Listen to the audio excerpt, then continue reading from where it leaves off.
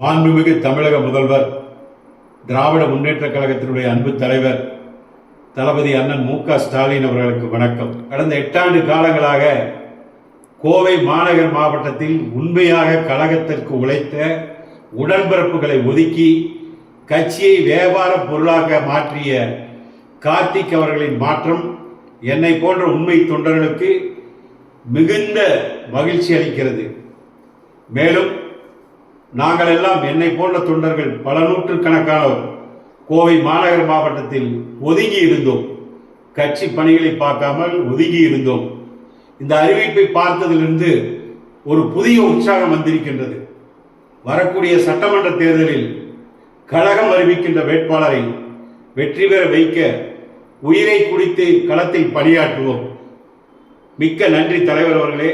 அண்ணன் செந்தில் பாலாஜி அவர்களுக்கும் இளைஞரணியினுடைய செயலாளர் மரியாதைக்குரிய துணை முதல்வர் அண்ணன் உதயநிதி ஸ்டாலின் அவர்களுக்கும் கோடான கோடி நன்றிகளை தெரிவித்துக் கொள்கிறோம்.